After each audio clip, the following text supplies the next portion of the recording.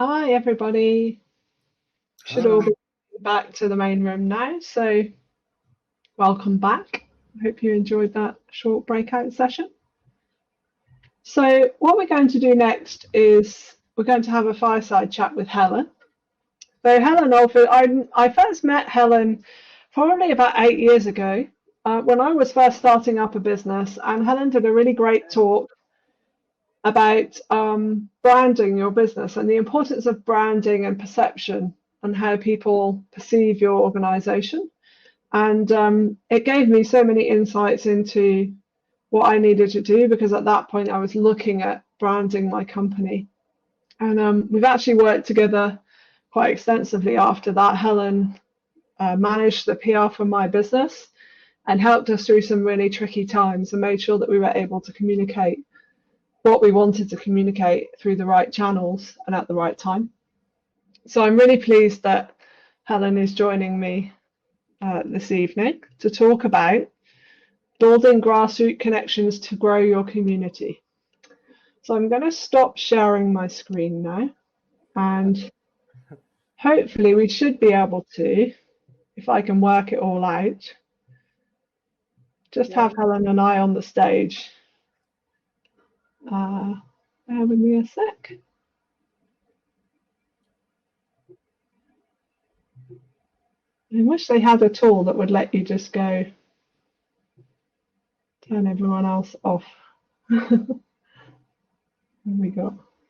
So,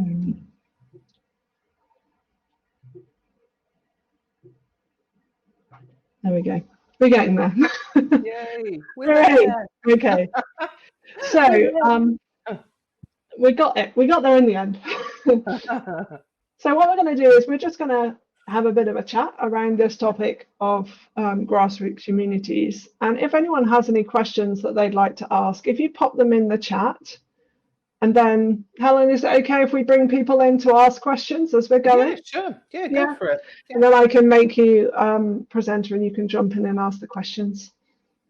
So Helen, let's start off then. What do you mean when you talk about building grassroots connections? Because that's one of the things that you do a lot of in your work. Yeah. Well, let me start by explaining very quickly because it may not be totally evident to everyone. Ed Nye knows because he's had a conversation with me about it, but the others may not be aware that I came to PR in a slightly unusual route in that I began in PR, albeit in arts and culture, and then there was a whole 12-year period of my career where I worked for national charities and not-for-profits, Macmillan Cancer Support, Royal National Institute for Blind People, Cancer Link and Citizens Advice. And I became Citizens Advice, which is why the only reason I think that's relevant is because I came back to commercial PR through the filter, if you like, of everything, mindset, culture, being about enabling, inclusion, supportive, collaborative, knowledge sharing. And for me, that's one of the key differences between just straightforward business to business networking and commercial business development tasks and mentality. In the commercial world, it's considered, how can I get from A to B really quickly, as fast as possible? And if I can use the digital tools to get me there really quickly, so much the better. Like, I want to get the name of that person and offer them my thing and send them my presentation and my offer, really. And in the world of not-for-profits and charities, I learned that actually the process of talking to everyone from, the person that answers, that is behind the reception desk, right up to the fellow CEO that I was there to meet that day, became equally important in what I needed to achieve, what was on my to-do list, what was strategically my own goals. So to summarize, it was, what's my definition of building grassroots communities? It's stop and smell the roses, talk to everyone.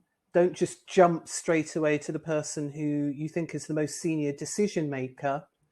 you will find that if you bother to do your research, yes, digitally, use all the tools available. LinkedIn is my friend, but find out who works there that you may have gone to school with. You may, I have a grown-up child, 19. My daughter may have gone to school or high school with somebody's mum who's showing me on LinkedIn. You know, just think of all the tiers of community where you can make a connection that's good in a commercial transaction, but it's going to be a solid long-term relationship built on trust, real connection, real engagement, proper conversations.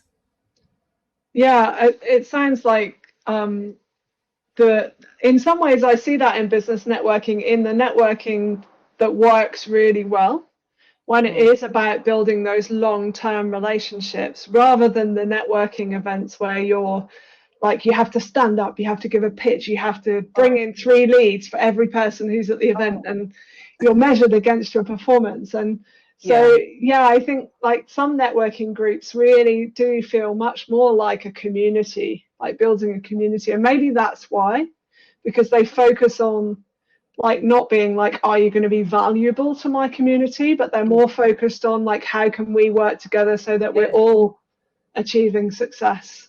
Yeah, So absolutely.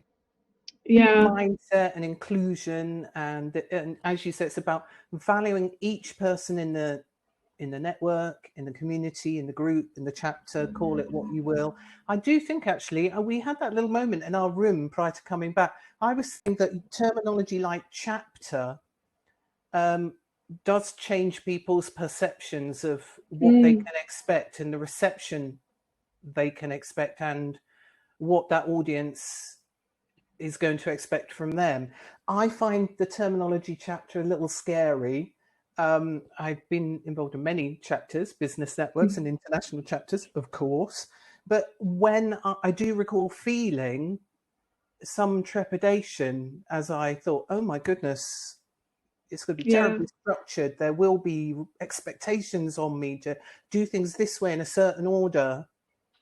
A bit secret society, James. Yes. yeah. Absolutely. And we're not like that at CMX, promise. That's just what they use. They're an American company. But I think that's really interesting because terminology is communities, important. and like for inclusion. for sure. And also words mean different things in different cultures, right? So what you actually call the people in your community and Hell's Angels. Quite. Yes. Not good. So we call our community morticians, and that sounds very much like people who work in a mortuary. So I totally get it. Yeah. My So but I just think group, and also if we think about the terminology a little bit further, you know, if people refer to it as a club, even that to me has expectations and issues also regarding. Does that mean we've all got to have exactly the same way of doing things, values, culture? Is there a set process, like a ritual, if you want a better expression? Yeah. And I just think calling something a group or a community works really well, both in a commercial setting and in a grassroots community setting. Yeah, I think that's good point that you make, James, about like you're either in or you're not in. Whereas I find like terms that are a bit less rigid like that can be really helpful. Unless obviously that is the case and you do have to jump through certain hoops to get in which case that probably serves you well to have an exclusive term. So Helen, you mentioned like lots of history in your kind of work history of working with different organizations. I guess things have probably shifted quite a lot in your sense of like engaging with communities. So what changes have you seen over the years, and do you think they're like for the better or the worse? You mentioned digital, but there are any other ways of engaging with communities that you've noticed have changed over the years? I think the process of connecting has necessarily changed because of the inclusion of digital channels and opportunities.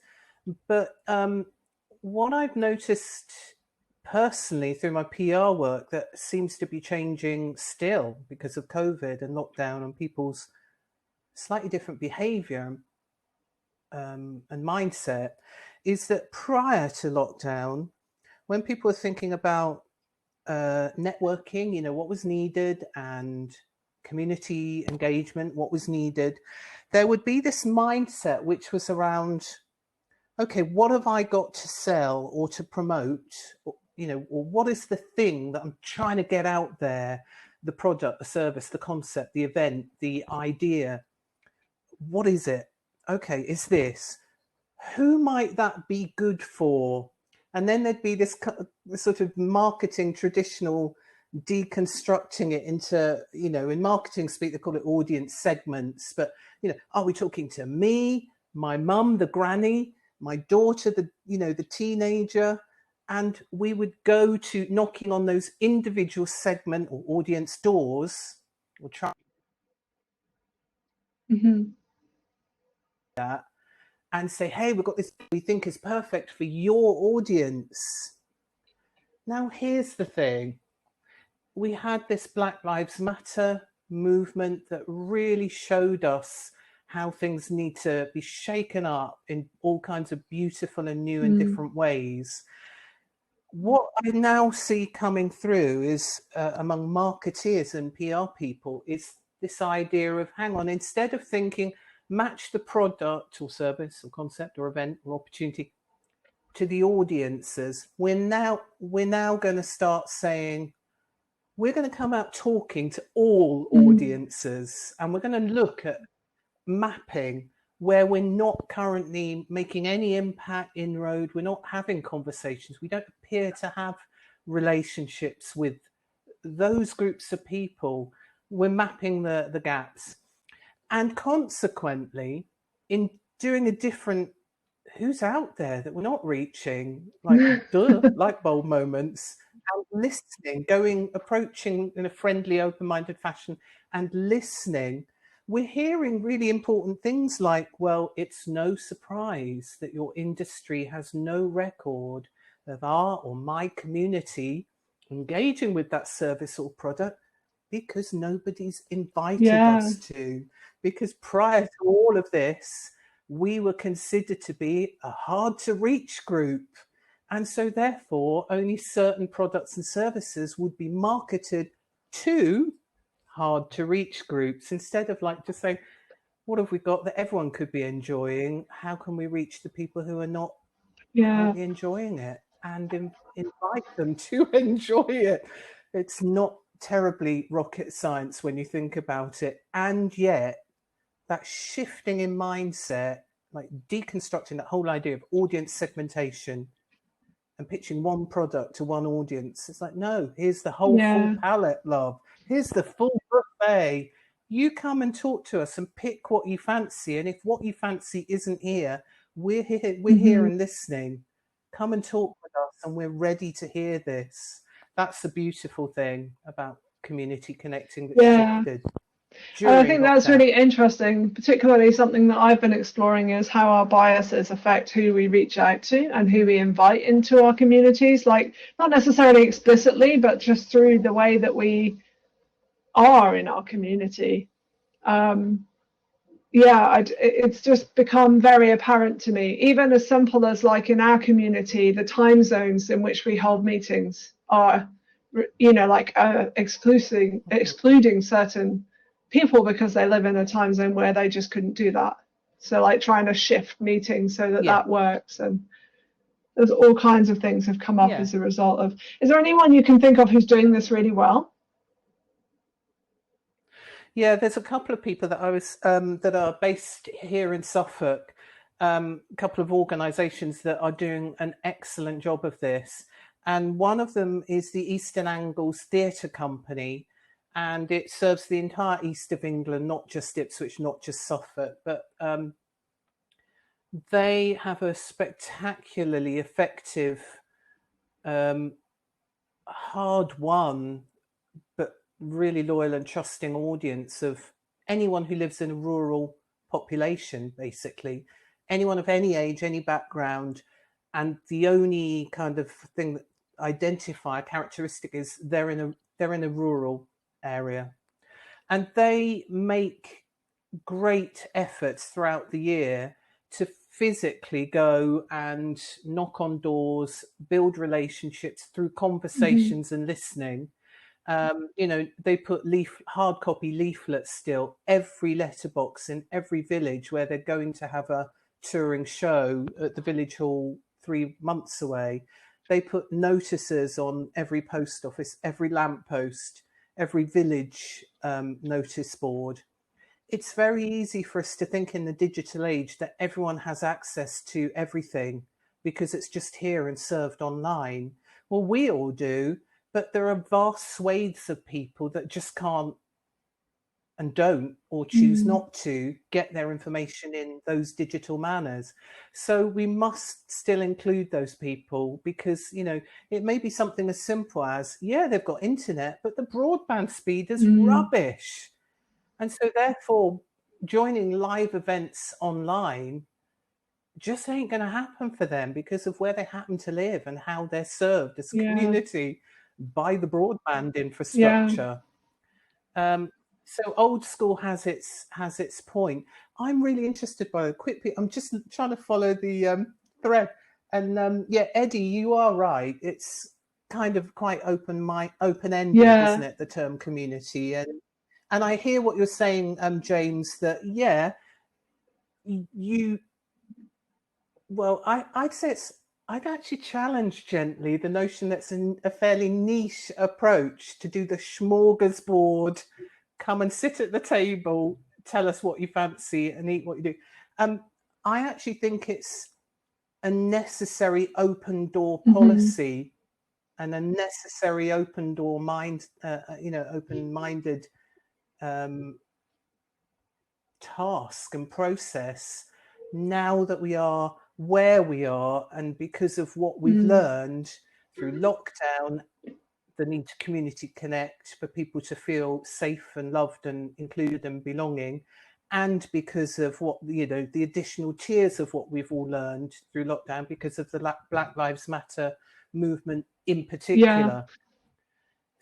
So I'd say it's not niche. It may have been considered niche before, but actually it's what's necessary now. It was one of the things I was going to raise, which is sort of along the same lines. But please keep putting your point of view because I love it. So it's along the same lines as what James was saying, and that is like, so if you have a fixed or small budget, which many organizations do, and you want to make the best bang for your buck, so to speak, so you want to actually limit down to the people that you know are likely to want or need your services, rather than like spray and pray and hope that someone does. So I guess there may be either there's some middle ground, or maybe what you're suggesting is like, that's important, but you also need to widen your net.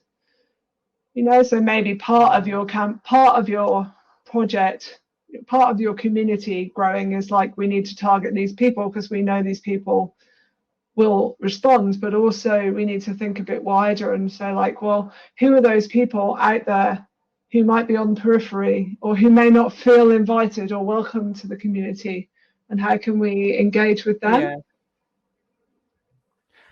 For sure. And I'm a nerd about good quality data as much as the next person, even though I don't work only in digital marketing. I work with traditional PR and traditional marketing, print-based sometimes, and event and face-to-face based.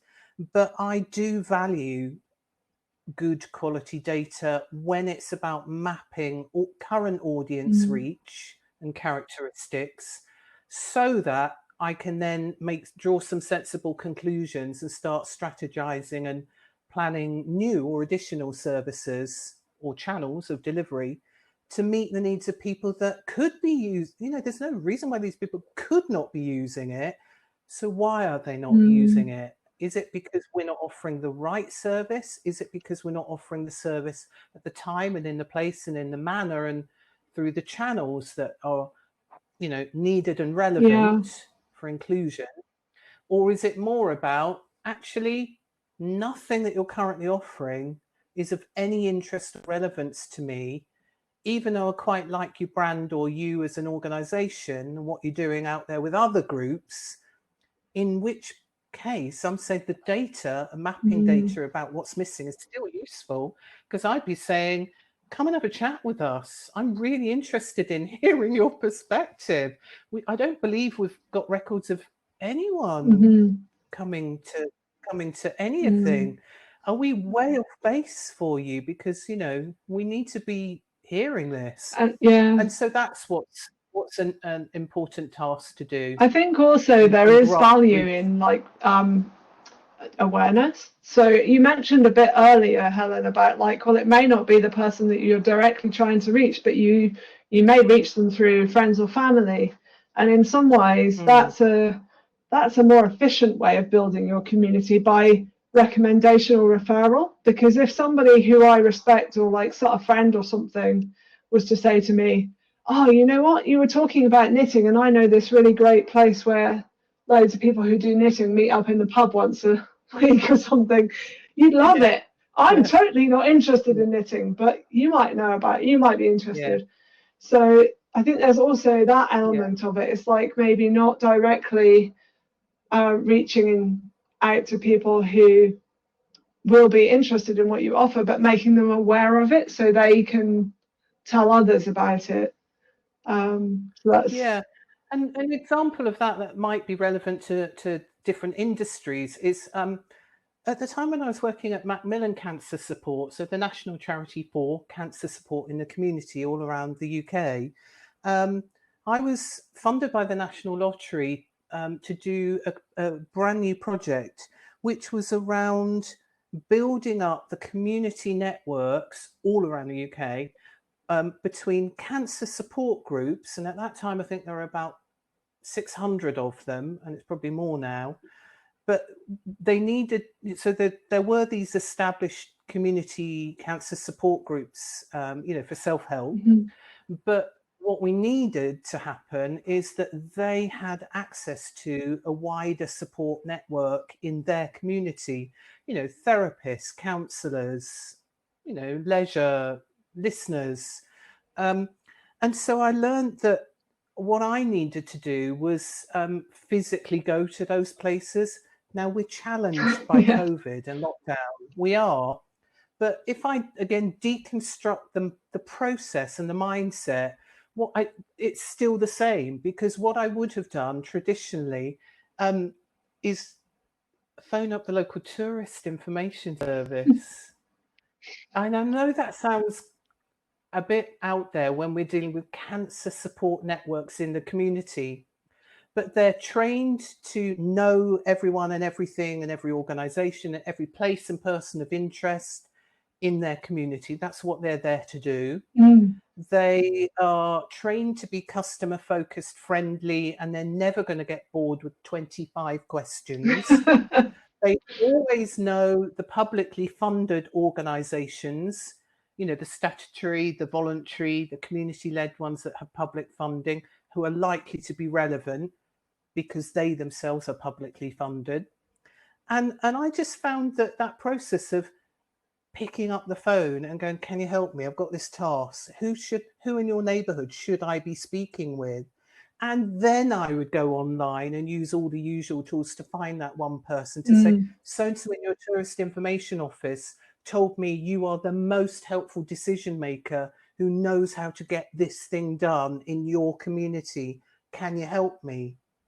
Now, arguably, that's sort of 50% digital research, 50% old school picking up the phone and grassroots community connecting. The end result, however, is that I was able to get those support networks going in Belfast, the Highlands, Wales, Midlands, and all over the place, just by being kind of friendly and open-minded and picking up the phone and going, please, can you help me? Who should I be speaking with? And so when I did finally, when it was in that, you know, in that instant, when I could travel there, meant I had a ready-made warm network of people, a community I could call upon as a professional to say, there's a cancer support group 20 miles down the road that needs your help. You know, I've learnt about them through my chat. They need your help. Let me link you up with them. You go do your thing locally. Yeah. And then I could step back and I didn't have to keep all those plates running. They were running it for themselves. Yeah, that's really interesting. An interesting kind of coming together as well of like old school and digital. Yeah. Yeah, I guess the digital equivalent for me in my community is like when we're looking at going in a new direction or exploring a new technology, I have a community CRM that I use which listens on all of the places people talk about our product. So, you know, it allows me to then say, right, tell me all the conversations that have happened about this particular phrase, and it gives me a list of all the people who talk about it. So then I can quickly find the people who are influential in that space and like use my energies carefully rather than putting something out saying, okay, who's interested in this? It tells me who's already interested in that. Well, that sounds fascinating. And you must do a how-to video for the people like me that want to learn that kind of stuff. Yeah, it's a tool called Savannah. Someone already knows about it. That's what you were saying. It's amazing. I thought you were saying there is someone called Savannah who's joining our conversation. Sorry. Yeah, it's a very useful tool. But that kind of tech is really, really helpful for community organisations and not-for-profits. And it's a kind of tech that would not necessarily be obviously available to people who are out there in front of house, as it were, engaging with individuals in their community. They might have such tech in the corporate fundraising teams and the direct marketing teams, but probably not in the grassroots front section. And that's where it could be really used to great effect. So thank you for that tip, you two. Oh, thank you. Yeah. Brilliant. I'm going to be nicking that link later and exploring. Yeah, I think that I'd never even thought about the Tourist Information Office, but it makes total sense. I think the other thing is like there are certain people who are like power networkers, aren't they, out in the community? And they just know everyone. And you can go to them and say like, I need to find someone who does holistic therapies. Who's the best person to speak to? And they're like, 3 people off the tip of their tongue. Those people are really invaluable for building those connections as well, and they're the kind who want to just meet everyone so that they can refer people. Definitely. I found from a different area of my career, because I've done an awful lot of hospitality and hotels and travel and tourism PR, hotel concierges and reception desk staff are amazingly well informed about everything and everyone going on in their local and regional community and in their county or their city. So go and make friends. So there is a very good reason why, when it is safe to do so, go and have more face-to-face coffees on your own or with other people in hotel lobbies, because then get talking with the concierge desks about who are the top 10 companies that come in here that do this kind of thing. They will know them by name. And if you charm your concierge, you will get an introduction. A useful person to know then, hey? Yeah, I know a lot of hotel concierges.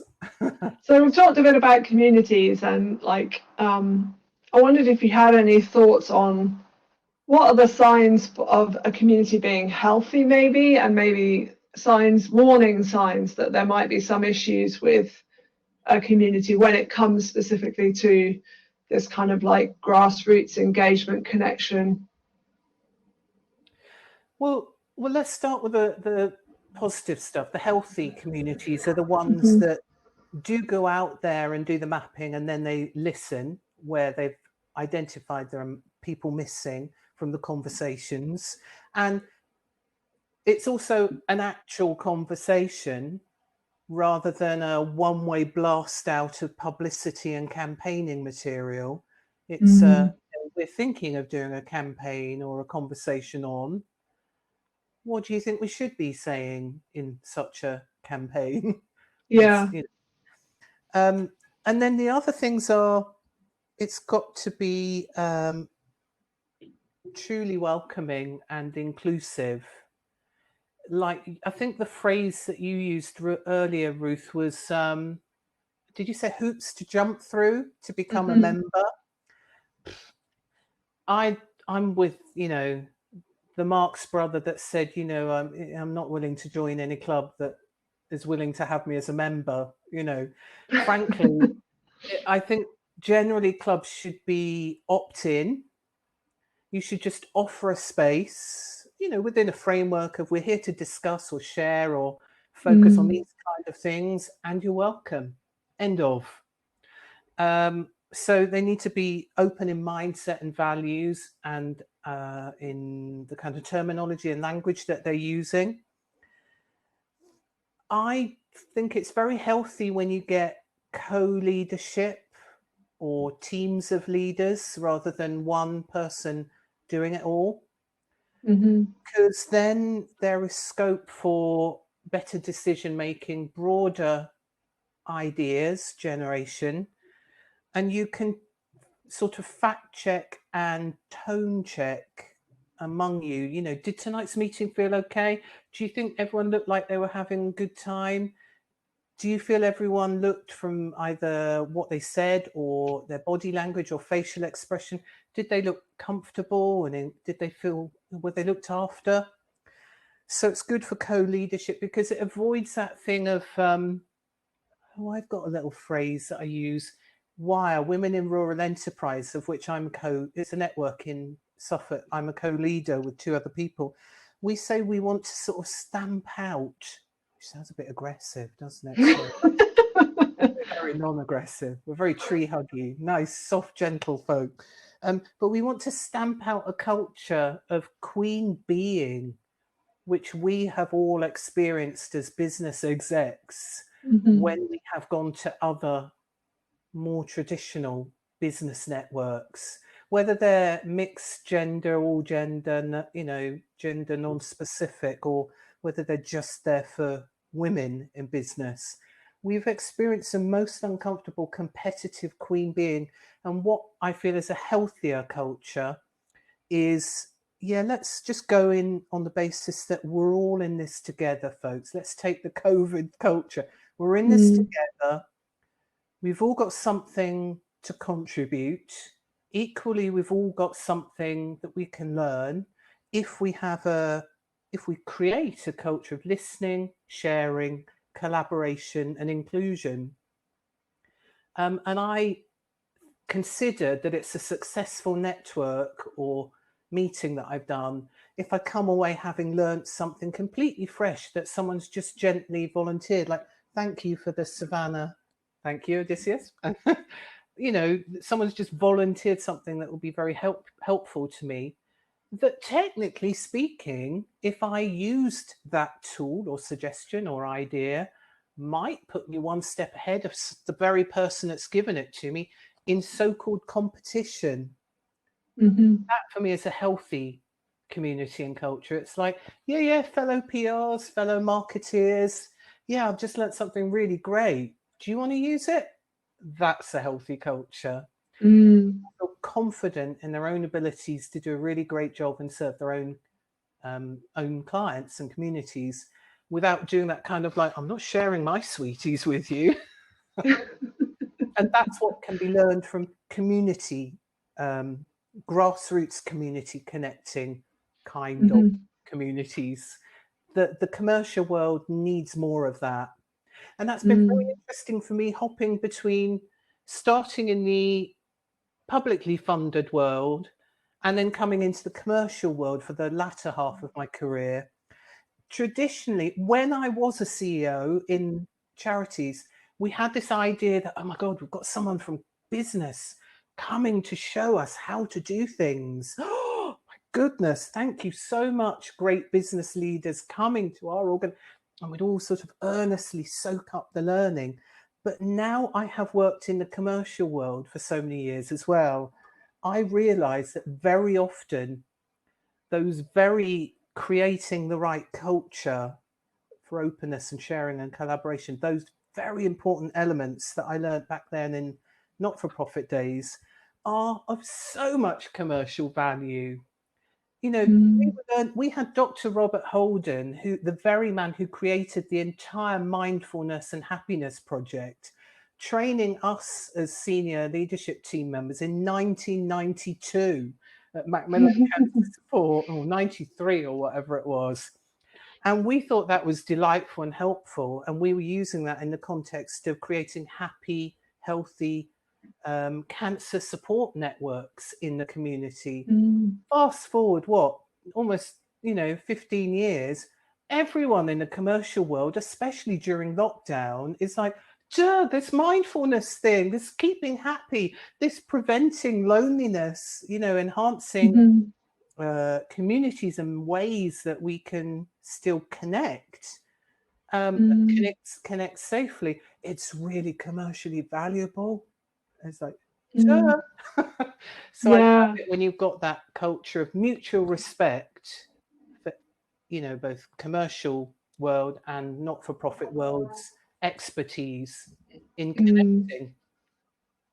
Yeah, I find as well an important aspect on that vein is that those values are actually enforced, and when there's behavior that is not aligned with those values, that actually action is taken and it's meaningful rather than just giving people a tick off. There's actually something done about it. Yeah.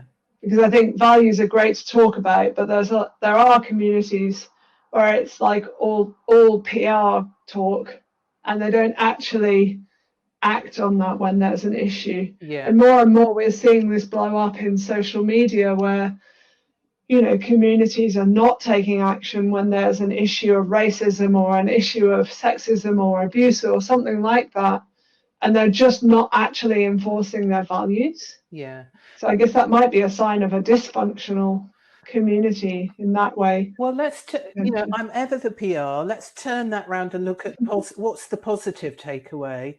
And I would say, a culture where we're saying, well, it's okay to have complete differences of opinion, because perhaps that is based on totally different lived experience of that thing that people feel so passionately about. Understandably, therefore, you will come at it from often, polar opposite perspectives. And there is space and respect for people having, in the appropriate place. I'm not saying do it all in the open, but, you want to have a conversation, we can facilitate that.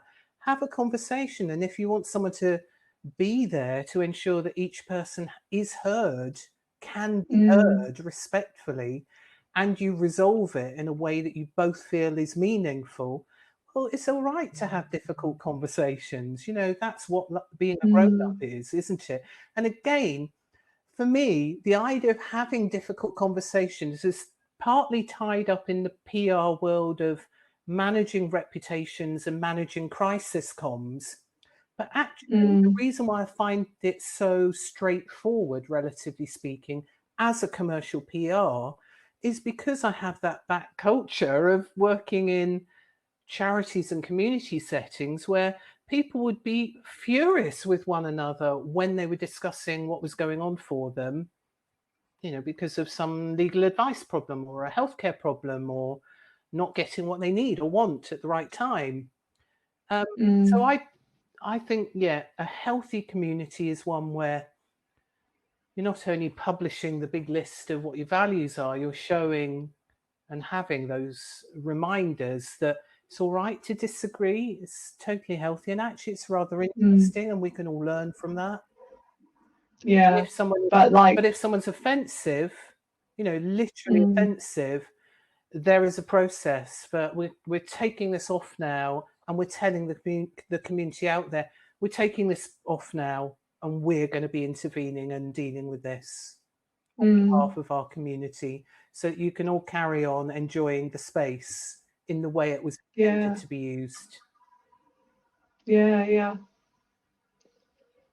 No, some really interesting points there. I think it's really important that we do take a step back and do a kind of a health check on our communities. But I think what's very interesting is that I've seen this being done from like within the bubble of the community. So quite often community managers or people who are involved will be looking at like, how healthy is my community from the perspective of people who are in it. They don't necessarily take a step out into the outside world and see how easy it is for people to come in and what the perception is of the community from the outside world. Yeah. I think that's something that is sometimes missed. Yeah.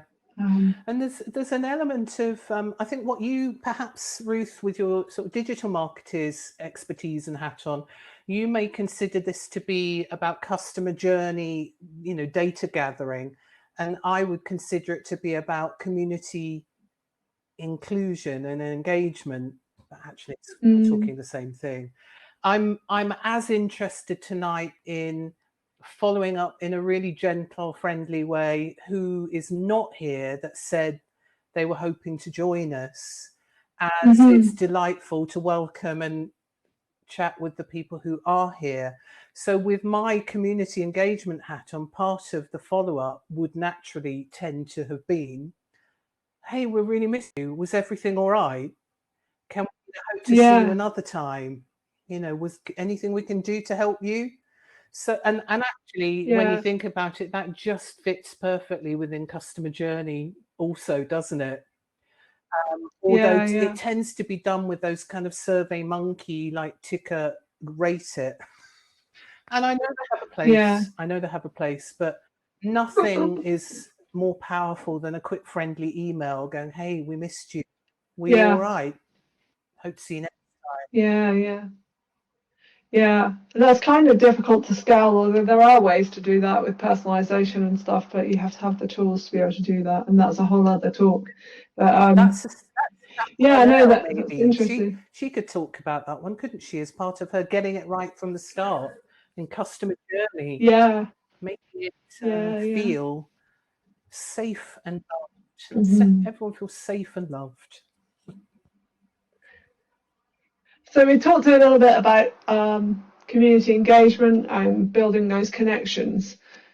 With your background in PR, are there any tips you have for getting communities better known in the wider world, maybe like technical communities or non-technical, whatever? Are there any things that you could share that would help the people in this group? Well, actually, an underutilized tool in the wider world, which in my PR world is like the door opener, literally, is so few people bother looking further down people's LinkedIn pages to see what are their causes and interests and hobbies.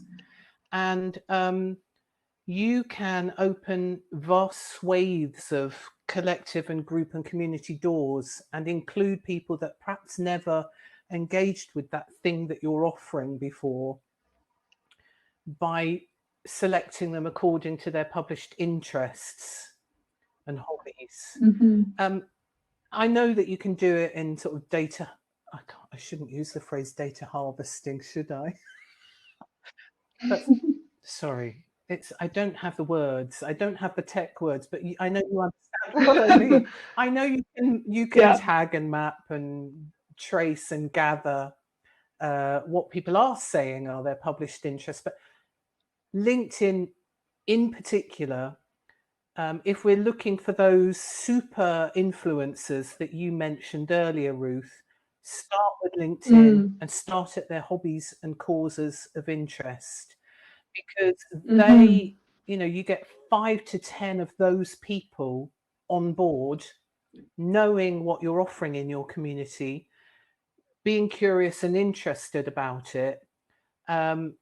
You've instantly got access to their entire reach. So it's about enabling them and informing them so that they can become your brand ambassadors. They can be doing your PR for you. Yeah. And I guess that's also a way in of making that initial connection. If you're not connected with one of those people, is like, well, looking at what their interests are, and rather than going in with, hey, I've got this awesome community, you can try and find other ways to connect with them, to actually build those relationships with people who you hope will be able to help you grow the community. Much more articulately what I had. Thank you, Ruth. And that's the meaning behind what I was just suggesting in how to use LinkedIn. Yeah. And a brilliant example of that is I happen to be a real fan of Northern Soul dancing. No one in my PR world ever talks about Northern Soul dancing, of course. And I happened to see on LinkedIn some guy who was, a muralist and graphic artist, mentioned in one of his posts Northern Soul dancing. That for me was the inroad for me to pick up the phone to him during lockdown and say, I loved your Northern Soul dance moves videos of you, creating your murals as you worked. I'm a big fan. And he not only took my call on the basis, I said, I love Northern Soul dance. Can I phone you about Northern Soul dance? Yeah, of course you can. He's the guy who's behind this, the coronavirus, Vic Lee, the coronavirus diary. I helped him to launch that book that started as a way of him keeping his mind calm. A muralist who normally does massive murals in public spaces and hotels and lobbies and offices, and he couldn't do any work, but he's now back in business thanks to the zero coronavirus story. Just seeing Eddie's comment, footsie, yeah. Yeah, great. So, the hobbies and interest is a massively untapped route into proper conversations. And, why would that guy have ever taken my call so cheerfully? I've done it with CEOs of massive global brands on the basis that, they're inquires, I'm inquires. They've said they'd love this particular hotel. It's a client of mine's hotel. So just look beneath the kind of skills and education and CV stuff. So on those, you mentioned about like CEOs or high, I can still remember at the top of the pops. Yeah. I think you'll be connecting about this afterwards, won't you, Helen? Northern Soul dancing, please connect. There's lots we can talk about. So you mentioned about like trying to reach hard to reach people. And sometimes I've seen communities that have like had an endorsement, or they've had a really famous celebrity sort of join the community or get involved with the community. Have you got any thoughts on that? Has that helped or hindered any communities you've been involved with? By having a sort of VIP or celebrity endorsement, you mean? Yeah, or having them somehow promoting your community or your organisation. Well, it can help enormously, of course, but you've got to make absolutely a thorough and wise pick. It goes back to what you were saying about values. You can't just go for reach. I mean, we all know the obvious, like out there on social media and in the mainstream media, people who are considered to be influencers. They're not necessarily my notion of an influencer. So, for example, I will not be knocking on any Kardashian's door anytime soon. Promote my own Women in Rural Enterprise wire community. It doesn't fit. However, I would perhaps be knocking on the door of, like a Kate Humble, Country Files, somebody who has an association with women, connecting, presenting, and the wider rural community. There may be occasions in the working year and event yearbook when I might ask someone like her, perhaps to, endorse something, add a testimonial, a comment, send us a little video. And that works a treat. It's really encouraging. They bring their own audience of social media followers. It enhances the visibility of our offering for sure, but it's a good fit. That's the important bit. I wouldn't do it just because. Why would you? However, specific kind of products and services and brands that have benefited, in my region and the region where you're based also, here in Suffolk, Jo Salter, Where Does It Come From? She does a sustainable clothing brand called Where Does It Come From? The idea being that in the back of every clothing label, there's a little scannable code, QR code thing, and it traces where does your clothing come from, which people were involved in the making of this sustainable ethical garment. And when I was doing a job which happened to be in a documentary festival, I knew that I'd be looking after Joanna Lumley, and I knew that because of her travel television documentary series and her very publicly stated interest in fashion. She's a former model, and ethical fashion, and sustainable clothing. I thought she might be interested in what Jo and her brand had to say. So we gifted Jo some products to try out while she was at the Doc Fest, and she was really happy to endorse and wore it in her next series. So Jo was able to really Wow. benefit from that very natural, gentle Yeah. intervention. It was a win-win for both, really. I wouldn't have asked Joanna Lumley to do it if I didn't think there was the right match for the right person, because that would reflect very well on Yeah. my brand and my business. But sometimes it can really be a beautiful Yeah. thing, Yeah. I think it's that thing about building those connections, isn't it? Like sometimes it's really hard to actually reach the people that you know would be great influencers or that you know would love your product. But sometimes it's the 6 degrees of Yeah. connection, isn't it? Sometimes Yeah. you can reach them through other trusted network connections. And if those are trusted connections, then they would be willing to refer you to those people because they trust Yeah, that relationship.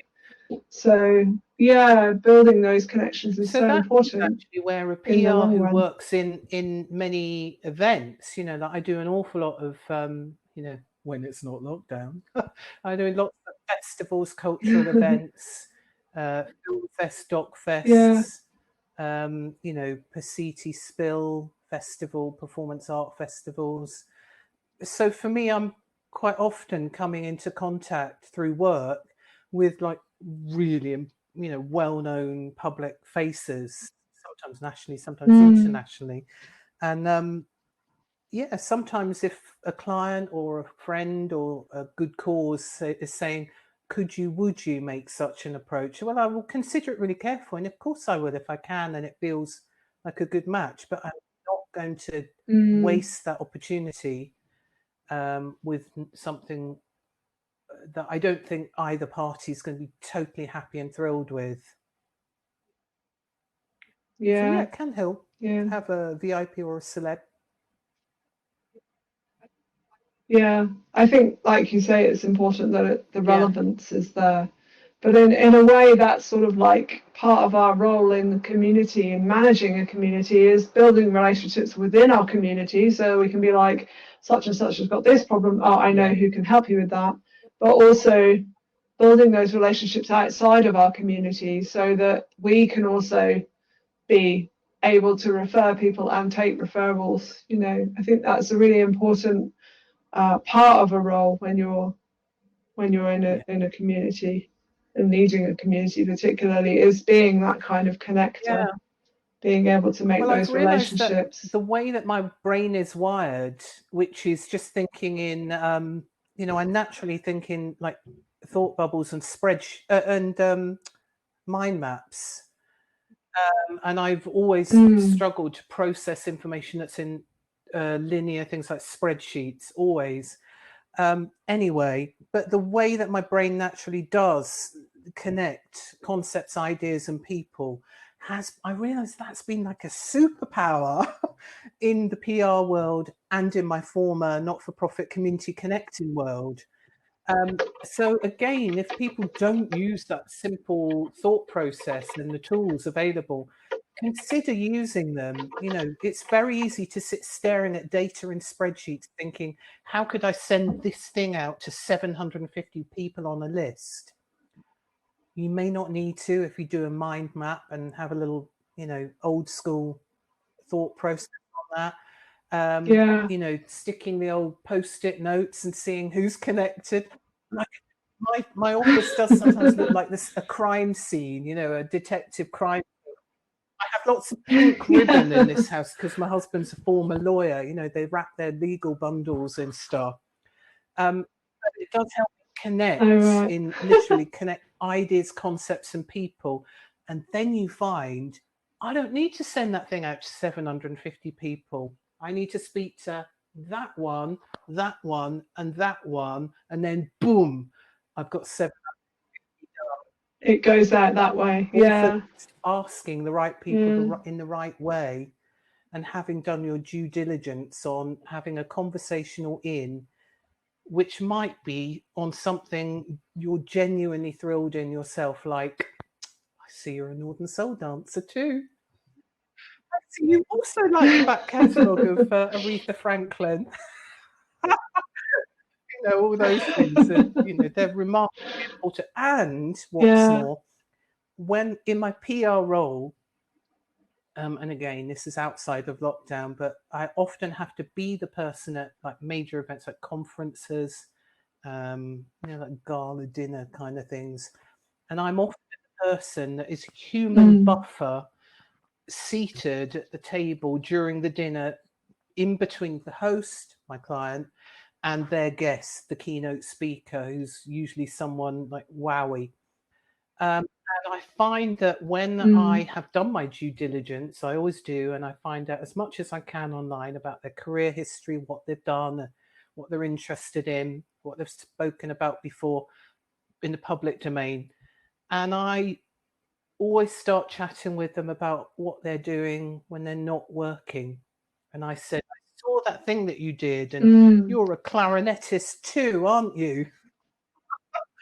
And they are so relieved and delighted to be having a conversation which is not focused on the main business, that they're like putty in my hand after 20 minutes of them telling me what was their favourite piece that they studied in their clarinet for their clarinet exam they've just done, you know. And it's a lovely conversation for me to be party to. And I tell you, that person will take my call the very next day, straight off the gatekeepers, they'll take my call. Yeah, for sure. And it's about connecting on a human level, not on a I want this from you level as well, I think, isn't it? Like people in, particularly people up in the higher echelons, are so used to wanting to be, people wanting to use them for something. They often don't take the time to get to know them as a person and have those personal relationships. So, yeah.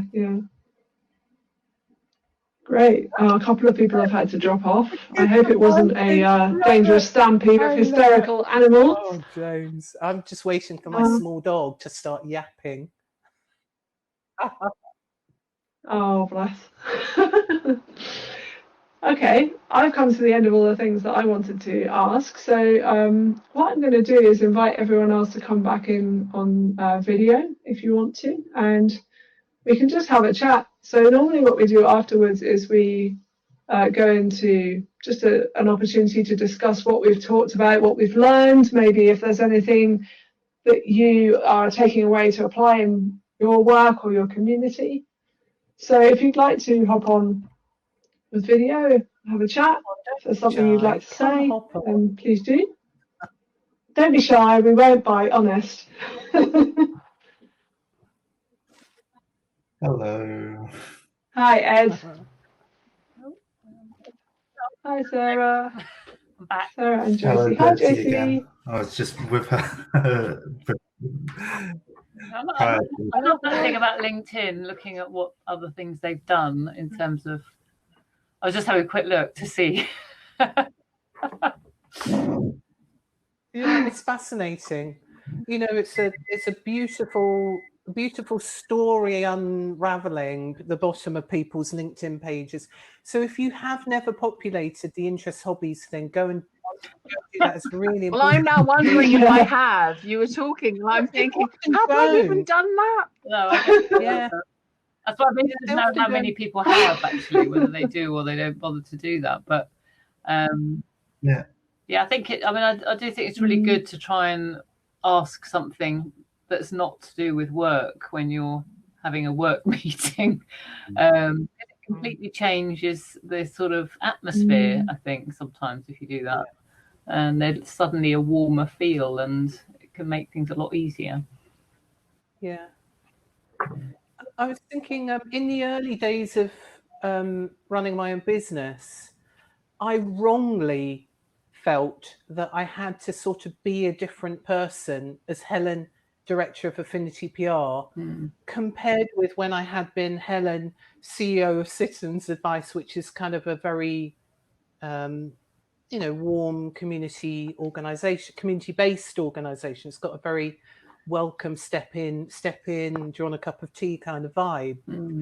And it was very interesting that I found myself, I now realise totally daftly, speaking differently, having slightly more formal language and conversations. And what a surprise, I didn't have such good outcomes of meetings. And then I just thought, I'm fed up of this. Yeah. I'm fed up of this. I just don't care anymore.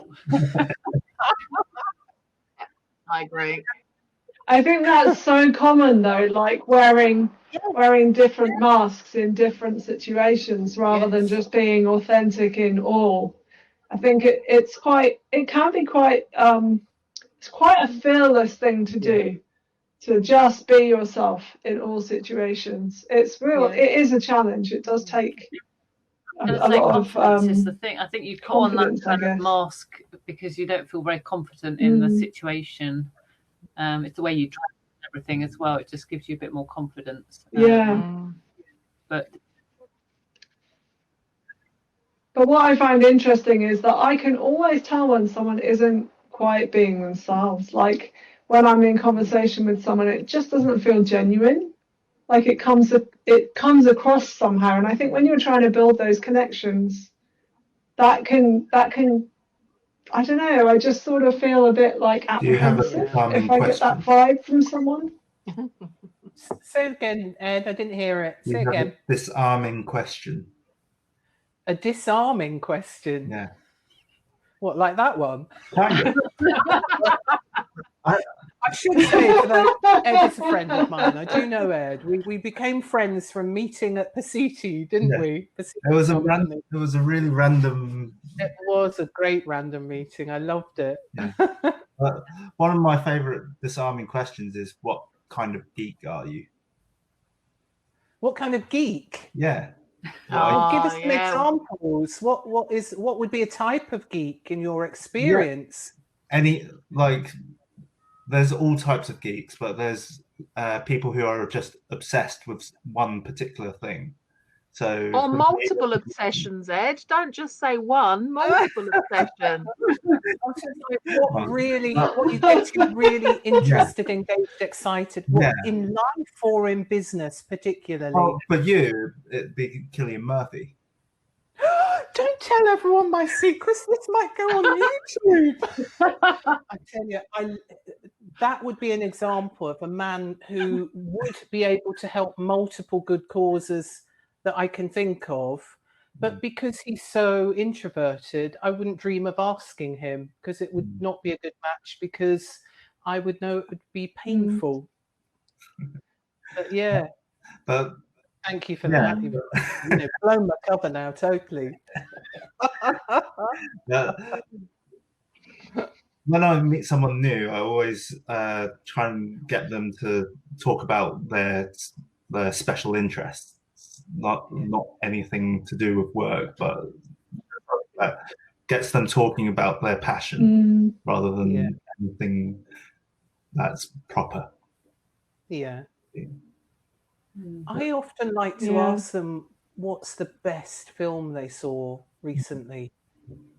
And I define recently as within the last 6 months. Because that's so interesting just to hear, to get good tips for things I might have missed. But also when people are talking about what they watched in their own leisure time, they'll kind of visibly loosen up, and you can see them, the whole, you can't see it with my, you'll see the whole kind of, neuro-linguistic programming. Oh, they're looking up to try and really remember that. Honestly, what would that have been good? Which that then they're properly engaged with you, and quite often it's just really flipping interesting. That I would never have thought that you were a fan of. I'm not going to tell them what you're a fan of, Ben. I'm not going to get my own back. You would never sometimes match the person with that genre or that type of art or culture or leisure or whatever. And that, I also find it really important to make a note of those things like afterwards, so that next time I'm going to talk to them, I'm like, oh, they really liked Mamma Mia. Very good. Now, that's my line. For you again, in your work, that's probably called CRM database management, isn't it? Yeah, exactly. Yeah, I have a personal CRM. Everything in there, like it reminds me to call my mother. It tells me when someone in my community's wife's birthday is. I would consider that to be relationship management with PR. It's about PR rapport building. And even in the days when they were, the old manual Rolodexes, I would always have my little highlighter pen. I'm a geek about highlighter pens, Ed. That's the other thing you don't know. I've even got one handy just in case.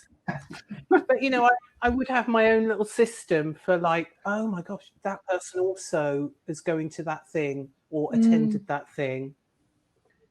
It makes such a difference when you do next. Yeah. When you can remember somebody's child's name, and you can actually, because it's like, oh, of course it is. It's so I remember that conversation now. You can still have an authentic conversation, even though you did have CRM record of all that kind of stuff. It's like, that's a really good idea, because I got a terrible memory. I was about to say this, but I can't remember. I literally have it email me once a week to say, ring your mother, even if I've rung her, because it's just like, oh, have I rung my mum this week? Because otherwise I don't think about it, or like less frequently with my dad. But things like that I just like. When you're a busy person, there are some things like that with personal relationships when you're just like, oh yeah, I'll check in with you in a month, and it's like you just totally forget. Although some people that you maybe want to make sure that you are, contacted them on the anniversary of their father's death, so that you can remember that, because it's important to them and important to you.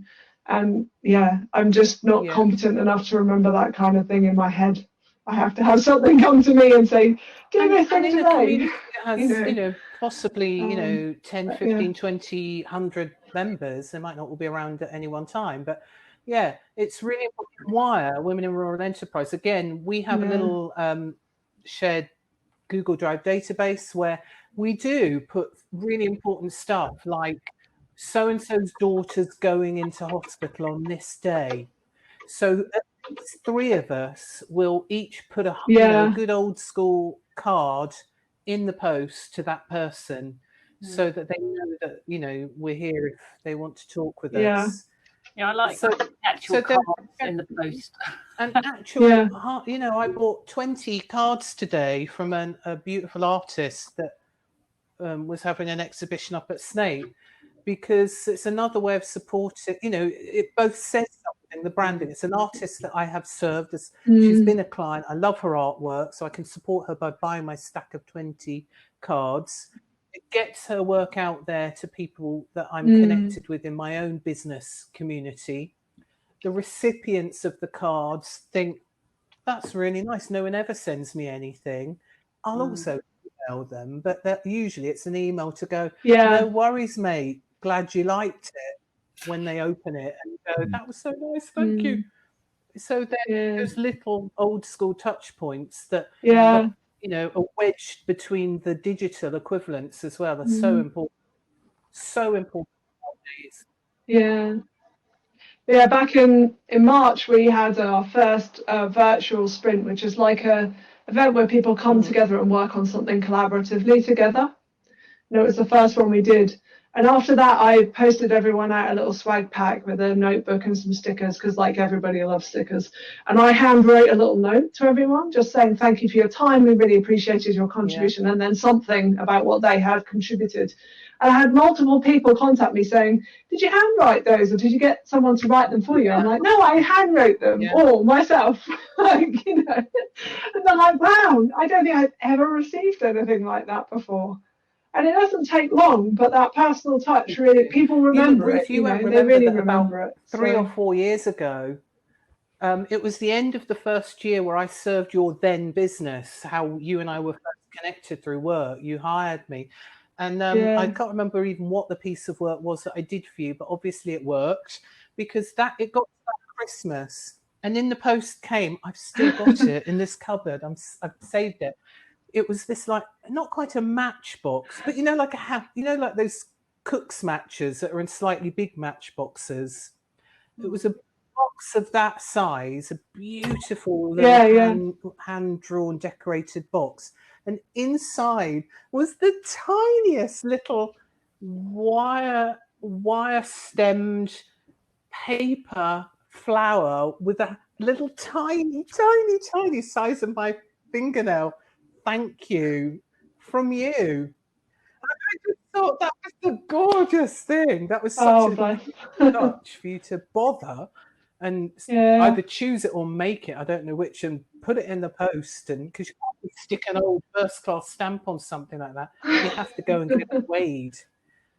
But here I am, 4 years down the line, and I've saved it. And that goes in my, if I'm having a really bad week, and I think, why did I do this? That's the happy file. Yeah, the happy file. Remind yourself. Yeah, definitely. I do think that that's really important in communities, of making sure that you do say thank you when someone does something, or just even just recognizing something important. But great. Okay, well, it feels like we're sort of coming a bit to a close after a really great session. So I'm just going to let you know about what's coming up, because these are monthly meetups. So our next meetup is going to be on the 28th of October, and we've got Sam Parnell coming to talk to us. So Sam is pretty well known in the Suffolk area, and in this session she's going to be talking on, well, the title is Do It Right the First Time. And so what she's going to be exploring is lessons she's learned through building communities, predominantly communities that are around events. And most of those communities are in the tech sector, but not all of them. So she's going to be exploring how to not make the mistakes that she's made, and how to learn from the things that she's learned in that process. So I think that's going to be a really interesting talk, and Sam is a great person to listen to speak. She's high energy, isn't she? Yeah, a really good friend of mine. The first time I met her, she is very high energy. So yeah. Your chance to grill her now, Ed. Get your own back. Your chance to grill her back. Yeah, get your own back, Ed. So that's the next one in October, and then in November we've got PJ Haggerty, who is a very well-known person in developer relations. So kind of like bringing technology out to developers and encouraging them to try it out for companies. And he's going to be talking about the importance and value of being a member in the community. So he's going to be sharing why participating in the community is not just a case of showing up, but actually contributing and helping to be a part of a community. So those are the next two sessions that we've got coming up. We have also got some more sessions booked right through till January. We're not having one in December, purely because I'm away after Christmas through till New Year. So we're just going to skip December, and also everybody's schedules are probably going to be completely rammed with virtual Christmas shopping. Who knows? So yeah, it would be great to see you at the next session. As I mentioned, you will get an email after this. Unfortunately, it is one of those 1 to 10 scales, Helen, so please don't shout at me. There are also some text fields. It would be really appreciated if you could give some feedback, because these events are kind of in their infancy, and we're trying to grow them and grow the people who come here, grow our community of community folk.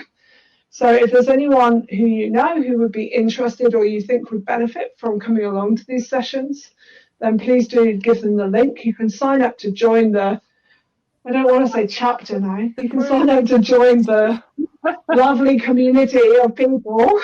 Then you'll get an email when there's a new event that's posted. So it does send you a couple of emails. It shouldn't be overly crazy, but that's the best way to keep up to date with what's happening.